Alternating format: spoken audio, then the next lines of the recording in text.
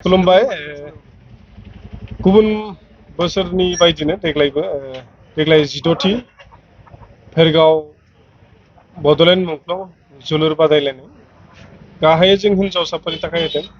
कारना जाबाय अल बिटिआर आव जेसेबां गेलेनायफोर जायो फुटबल मार्टियार्सनि मुङाव खिन्थु जों हिनजावफोरखौबो हौवाफोरजों समान लांफानांगौ खिन्थु बे खेथ्रआव जों नुवाखै। ओंखायनो स्पेसियेलि भेरगावनि जोङो रायजो राजाफ्रा बा गोरों गोराफ्रा गुबुन गुबुन जाथि जनगोष्ठीनि बयबो लोगो नांनानै जयै जोङो हिनजावसाफोरखौ माने लोगोसे लांफानो हिनजावसाफोरनि फुटबलखौ जों बेवहाय होनाय जायो। दा ओंखायनो जोङो बेनि गेजेरजों मोनसे खोथाखौ जों खावलायनो लुबैदों बिटिसि सरकार जायफ्रा दं बिथांमोनखौ जिहेतु गुबुन गुबुन गेलेग्राफोरनो बा कमिटिफोरनो बड'लेण्ड मुंख्लं जोलुर बादायलायनायनि मुङाव बा गुबुन गुबुन इभेन्टनि नामाव बिथांमोना एकालेन्ड खमसे खम 5 लाखै होयो आरोखि। ओंखायनो स्पेसियेलि जिहेतु जोङो हिनजावसाफोरनि अल बिटिआर आवनो खालि हिनजावसाफोरनिल' जोङो खुंनाय जायो। ओंखायनो जोंबो खावलायदों जे बिटिसि गभर्नमेन्टआ जोंनि खावलायनायखौ लाखियो, जों अफिसियेलि मुभ खालामगोन। दा बेजों लोगोसे जोङो खावलायनो सानदों जे जोंनि ओनसोलनि बयबो सुबुंफ्रा जाहाथे फैनानै जोंनि बे गेलेनाय बादायलायनाय बेवहाय बाहागो लाफैनानै नायफैयो आरो गेलेगिरिफोरखौ रंजाहैयो आरो ओनसोलाव जोंनि गेलेगिरि बिथांमोना जाहाथे जाखांफैयो नैफोरबायदि गेलेनायखौ नायनानै। ओंखायनो जोङो देग्लाय गोजाननि टिम खोब हासाखैब्लाबो बाहेरा स्टेटनिफ्राय जोङो टिम लाबोनो माने हादों होननानै जों सानगोन। वेस्ट बेंगल, बिहार, बाहेरनि बिखेखै बिथांमोना दङ, आसाम राइफल्स दङ, क'क्राझार साइ दङ, दुलियाजान दङ, कार्बि आंलं दङ, लकेल जोङो मोननै लाखिदों गान्दा खुंगुर पानेरिनि बिथांमोना। ओंखायनो आरो भेरगावनि जोंहा दङ लकेल मस्ट लकेल गाम्बारि सिख्ला बिथांमोनखौ जोङो बादायहोगोन। दा बेवहाय आं रायजो राजा बिथांमोनखौ बयखौबो खावलायनो नागिरो जिहेथु जोंहा थाखा फैसानि आंखाल, थिखानाय थाखा गैया, ओंखायनो जोङो खांनानै बानायनाय जायो। ओंखायनो बयबो जायफ्रा लाइजाम मोनदों बा जोंनि एसे डनेसन बिदों बिथांमोना बयबो जाहाथे जोंनो अननानै होयो जाहाथे मुंख्लं बिथांमोननि मुङाव। जाहोना जाहैबाय बिटिसि ओनसोलाव जायफ्रा थांनानै दङ दिनै बिटिसि मोनबाय, बिटिआर मोनबाय, दा बिथांमोननि मुंख्लं बा बिथांमोननि थैनि अबदान जों मोनदों। ओंखायनो नैफोरबायदि मुंख्लंनि मुङाव जानाय गेलेनाय बेवहाय नोंथांमोना जाहाथे हेफाजाब खालामो। ओंखायनो बयखौबो आं दिनै खनसे लास्ट जोबथारनायाव खावलायनानै आंनि जि प्रेस मिट नैबे समाव दोनथ'नाय जाबाय। गोजोन्थों।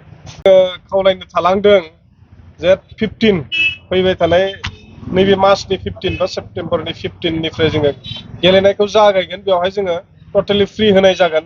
नाथाय नेक्स्ट दिनानिफ्राय जोङो नेक्स्ट गेमनिफ्राय जोङो टिकेटनि बेब'स्था खालामगोन जाहाथे नोंथांमोना टिकेट लानानै नायो। खोब बांद्रायबो जोङो बेसेनखौ खालामनाय जानाय नङा। ओंखायनो बयबो रायजो राजा बिथांमोनखौ जाहाथे टिकेट लानानै जोंनि गेलेनायखौ नायफैयो बेखौ खावलायदों। जिहेथु बेजोंबो जोंहा खेलाखौ सामलायनायाव सुबिदा जायो। आरो जोबथारनायाव जोङो फाइनालखौ जों लाखिदों 23 सेप्तेम्बर। बेवहाय नोंथांमोनखौ खनसे खावलायफिनदों जे फाइनालाव नोंथांमोना नायफैयो। गोजोन्थों। भेरगाव रिजनेल स्पर्ट्स एस'सिएशन আৰু भेरगाव আঞ্চলিক এপছৰ উদ্যোগত যোৱা কেইবছৰৰ দৰে এই বছৰো আমি 16তম যিটো মাৰ্টিয়াৰ ফুটবল, ওমেন মাৰ্টিয়াৰ ফুটবলৰ কাৰণে আমি খেলা পাতি আহিছোঁ। এই বছৰো তাৰ সেই আয়োজনটো আৰম্ভ হৈছে। অহা 15 ছেপ্টেম্বৰ তাৰিখৰ পৰা আমি এই খেলখন আৰম্ভ কৰিম। গতিকে এই খেলখনৰ অংশগ্ৰহণৰ কাৰণে আমাৰ ৰাজ্যখনৰ বিভিন্ন দল আমি আমন্ত্ৰণ কৰি আনিছোঁ। ইতিমধ্যে Duliajan, Assam rifles, Karbi Anglong, west Bengal, GCF ভেৰগাঁও, ৱেষ্ট বিহাৰ, কোকৰাঝাৰ চাই আদি বিভিন্ন ঠাইৰ পৰা আমি 8টা টিম ইতিমধ্যে আমি আমন্ত্ৰণ কৰি আনিছোঁ। গতিকে আমি ভাবিছোঁ অহা 15 তাৰিখৰ পৰা যিখন খেলা আমি ইয়াত অনুষ্ঠিত কৰিম, বিটিআৰৰ ভিতৰত 4খন ডিষ্ট্ৰিক্টৰ ভিতৰত আমি ভেৰগাঁও আঞ্চলিক এপছো আৰু ৰিজনেল স্পৰ্টছৰ উদ্যোগত আমি কিজানি ভেৰগাঁও অঞ্চলৰ এই অনুষ্ঠান দুটাই মহিলা ফুটবল খেলখন আমি পাতোঁ। গতিকে আমি আশা ৰাখিছোঁ সকলো ৰাইজৰ ইয়াত আমি সহায় সহযোগিতা পাম। কিন্তু এটাই কথা আমি প্ৰতি বছৰে অনুভৱ কৰি আহিছোঁ, বিগত পাৰ হৈ যোৱা দিনবোৰত আৰ্থিকভাৱে আমি বহু কষ্ট পাওঁ, মানে অসুবিধা হয় টিমবিলাক বিদায় দিয়াৰ ক্ষেত্ৰত বা খেলখন পৰিচালনাৰ ক্ষেত্ৰত আমাৰ আৰ্থিক ক্ষেত্ৰত আমি বহুত অসুবিধা পাওঁ। আৰু সেইকাৰণে আমি ভাবিছোঁ যে মানে যিহেতু BTRৰ ভিতৰত আমি ভেৰগাঁৱতেই আমি মহিলা ফুটবল খেলখন পাতোঁ, সেইকাৰণে আমি ভাবিছোঁ যে BTR চৰকাৰৰ তৰফৰ পৰা একালীনভাৱে আমি সাহায্যৰ কথা যোৱাবাৰো আমি চিফ ছাৰক জনাইছিলোঁ। আৰু এই বস্তুটো এইবেলিৰ পৰা যাতে কাৰ্যক্ষম হয়, মোটামুটি 5 লাখ মান টকা যদি আমাক সাহায্য প্ৰদান কৰে প্ৰতি বছৰে এই মহিলা ফুটবলখন অনুষ্ঠিত কৰিবৰ কাৰণে, তেতিয়া আমাৰ যথেষ্ট সহায়ক হ'ব বুলি ভাবোঁ। যে এই খেলখনত অনুষ্ঠিত কৰাৰ এটাই উদ্দেশ্য লক্ষ্য এই অঞ্চলত বসবাস কৰা সকলো জাতি জনগোষ্ঠীৰ যিসকল মহিলা প্লেয়াৰ, তেওঁলোকে ইতিমধ্যে বিভিন্ন জেগাত অসমৰ বিভিন্ন ঠাইত বা আন্তঃৰাষ্ট্ৰীয় পৰ্যায়তো তেওঁলোকে অংশগ্ৰহণ কৰিছে।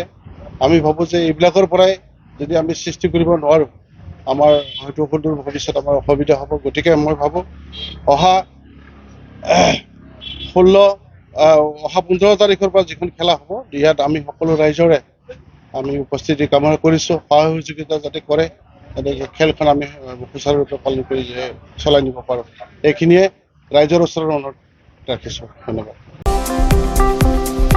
गाव गावनि देहाखौ गोग्गो आरो गोख्रों खालामनो गोसो गुदुं लाइमोन एबा सुबुंफोरनि थाखाय मोजां खौरां।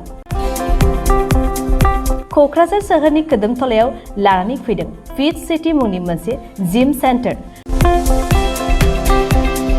सोरांस्रि नार्जारिनि गोदानै बेखेवजानाय फिट सिटी मुंनि जिम सेन्टाराव फैनानै नोंथाङा नोंथांनि देहाखौ गोग्गो आरो गोख्रों खालामना लादो। अब्ला मानोथो गोबाव खालामखो? नोंथाङा थाबैनो फिट सिटीआव एडमिशन लाहैदो। आबुंसिनै मिन्थिनो थाखाय 7896710934 नङाब्ला 9706677961 मबाइल नम्बराव कल खालामनो हागोन।